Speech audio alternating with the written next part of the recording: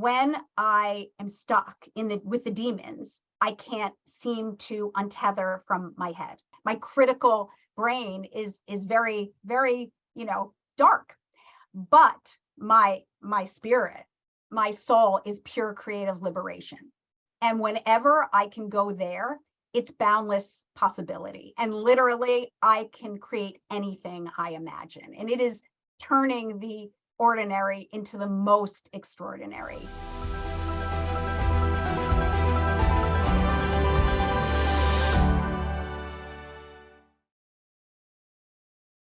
Hello, Sounds True friends.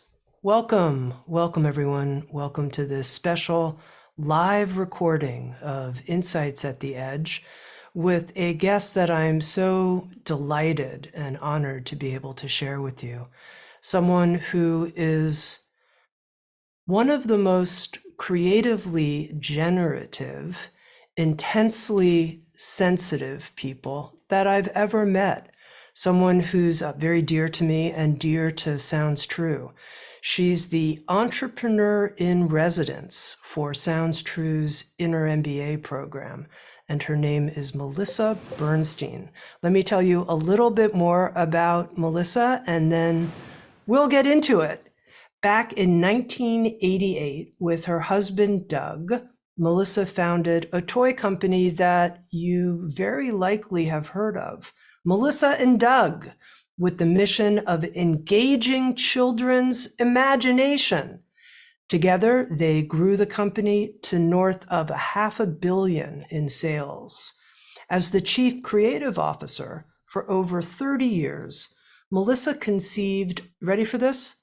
She conceived of more than 10,000 toys. Now, it's reported that something like 30 to 40% of those toys successfully made it into the marketplace. But just conceptually alone, 10,000 toys, that's a new toy every day and a half or so. Also, during this time, Melissa and Doug raised a family, 6 children. And several years ago, Melissa decided to come forward. She came forward and published a book called Lifelines. And in the book, she shared the depth of existential depression.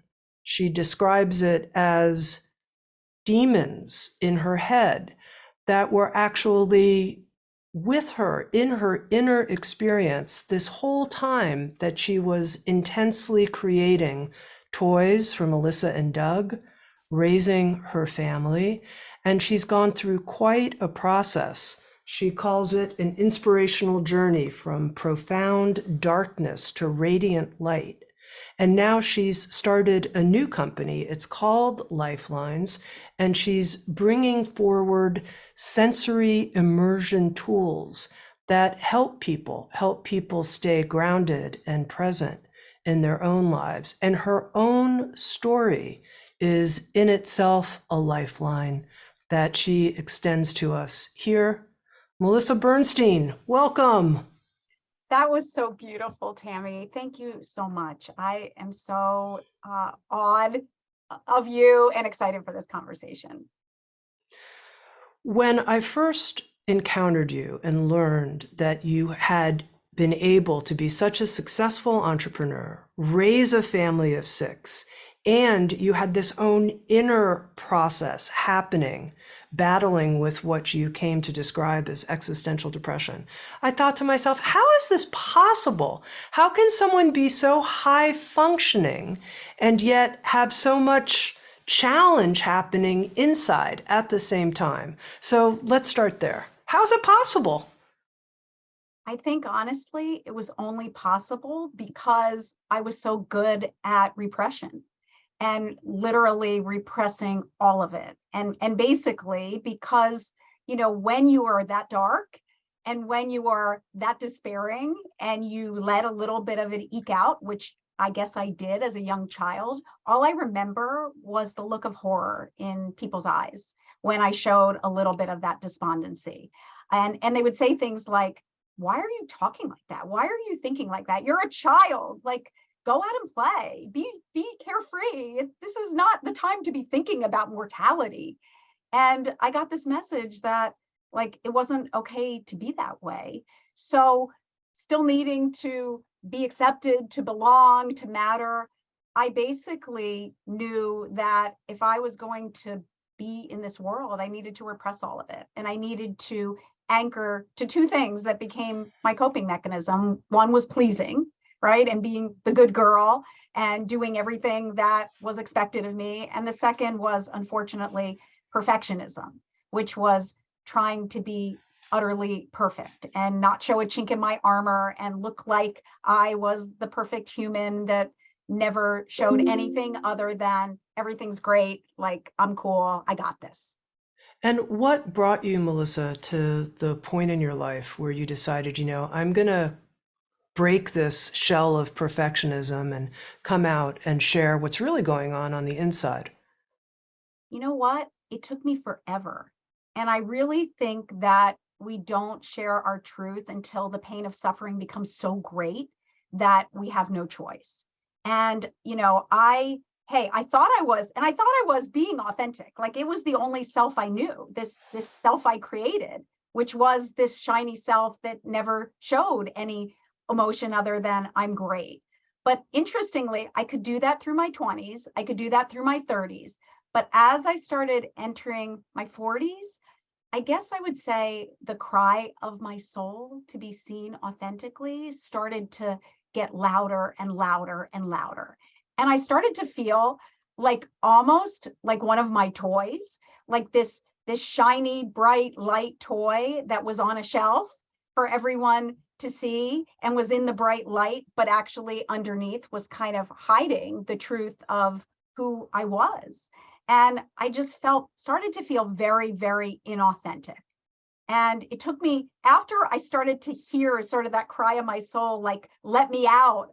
I want to come out, like, stop hiding me under this facade. It still took me probably another 5 years to get the courage to really do it.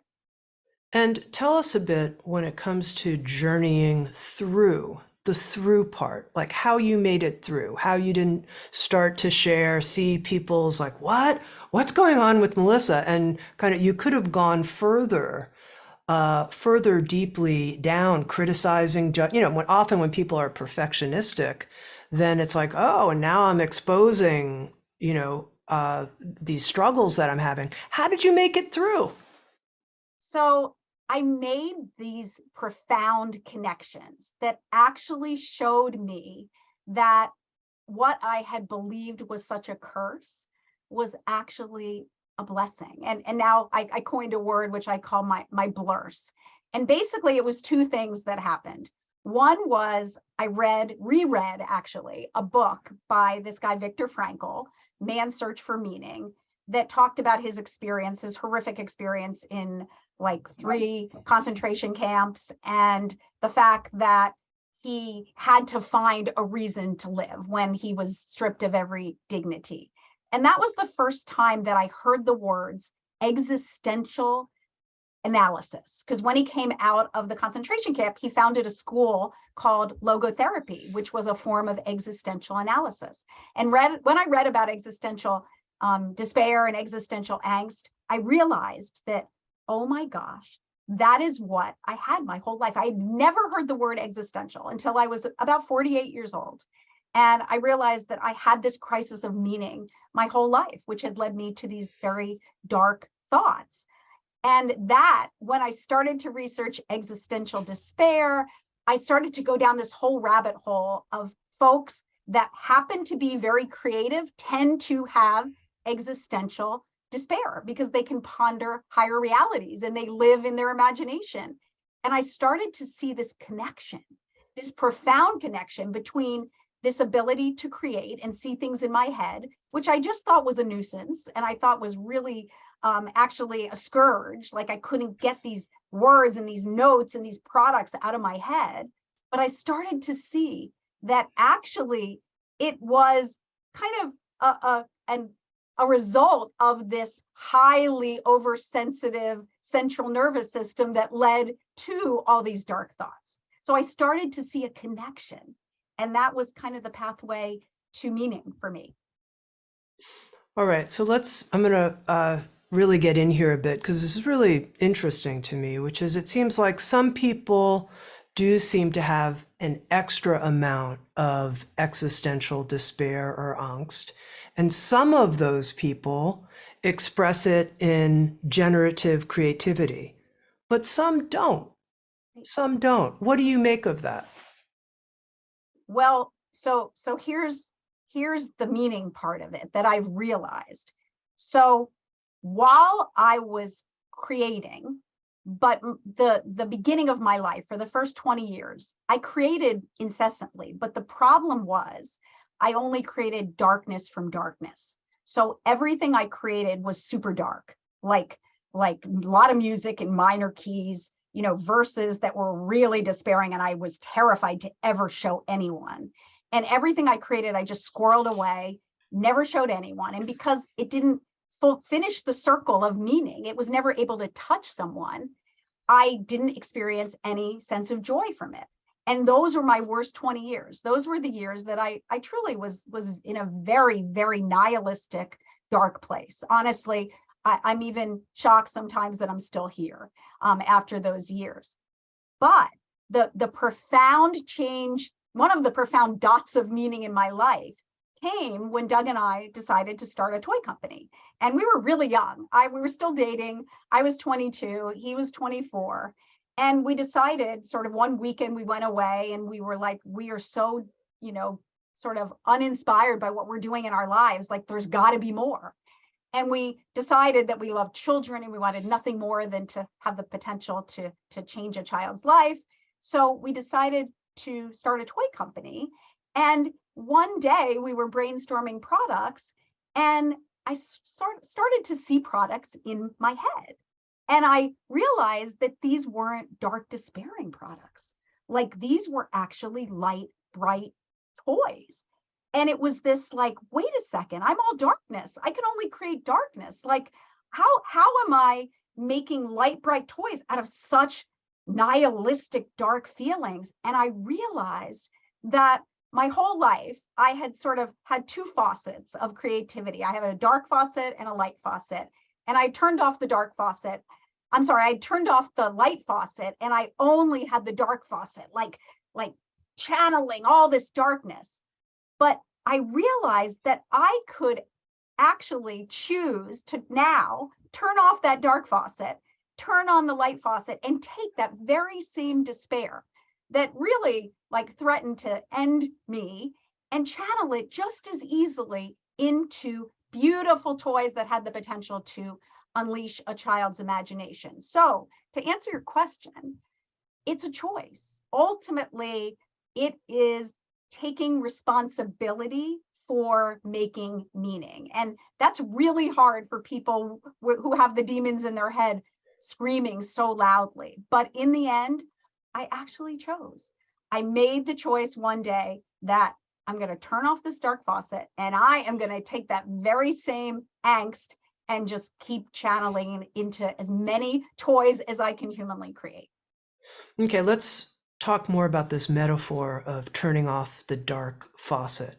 How do you do that? Because I imagine, maybe I'm wrong, that there are times when you still hear a voice inside your head that's designed to punish you or make you feel bad or something, or whatever, whatever we might say like that. Just say it's all futile. What's the point? Etc. What do you do? What's the choice? Do you make a choice in that moment? Yes. So it's the battle between the head and the heart.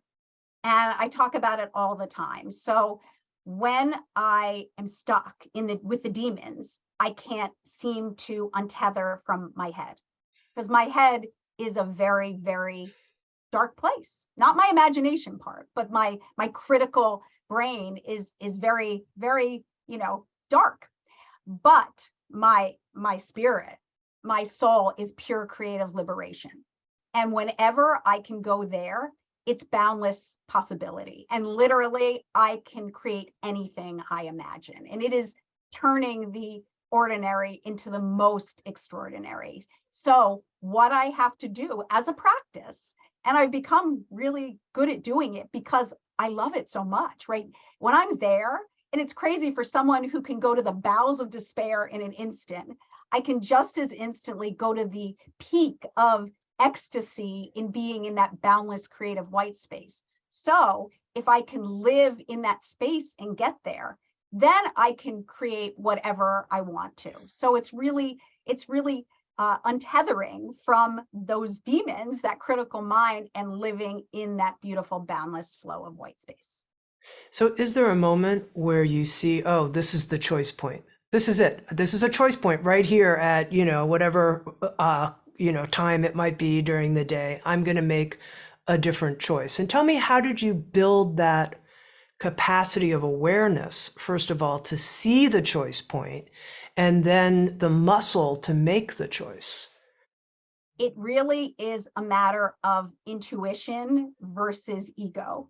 So I think, I started to feel a certain feeling, and it's like indescribable. It's a feeling when you know that something just feels right and you see it so clearly. Like when I see, things, I see them finished. Like I could see a 24-line verse completely finished, or I can see a product completely finished. Like I can see it packaged on the shelf. And it's like, I call it the angels singing. It's indescribable. It's like a feeling of like just incredible exhilaration. And I think, if I can allow my intuition to speak louder than the voices in my head, and keep going back to that and saying, you're not gonna, and it's like, you're not gonna take me down today. I'm listening to that real voice of my spirit. So it's sort of the voice of my ego and the voice of my spirit, and they're fighting against each other. And the more I've been able to rely on the voice of my intuition and my spirit, the more I've been set free from the voice. Now, it's interesting because you're using this very archetypal language of demons and angels, and I wonder if you could say more about that. When I was little, I called them demons because there was this voice in my head for many years that basically said, life is futile. End it, Melissa. You're going to do nothing of worth and nothing of meaning. You might as well just end it now. And that is the voice of, it's called nihilism. It's really where it's the darkest place someone can go, because you believe there's no meaning to existence, and we as humans have no ability to make meaning in a meaningless existence. So the only thing I could, and I thought about it as just a demon trying to destroy me, because the truth was my spirit didn't want to go anywhere. My spirit was asking the question why, and kind of knew that there had to be a why. Like, why else would I be here if there wasn't a reason to be here? So I think that was the way I termed it in all my writings, even from a tiny little girl. I used to call them the demons, because they were, and I saw it as this black, ugly force that was trying to like drag me down. And then likewise, I wrote a verse when I was 5 about, I hope an angel hears my plea. So there was something, I don't know what it was, about like being rescued by a good force, right? That was fighting it was kind of like the good guys versus the bad guys, and that who would win in the end. And I really would write about that duality of good and evil, and the battle, and who would win in the end. And I didn't know. And in my disempowered days, I shouldn't say I didn't know. In my disempowered days, I was positive that the darkness was going to take me down.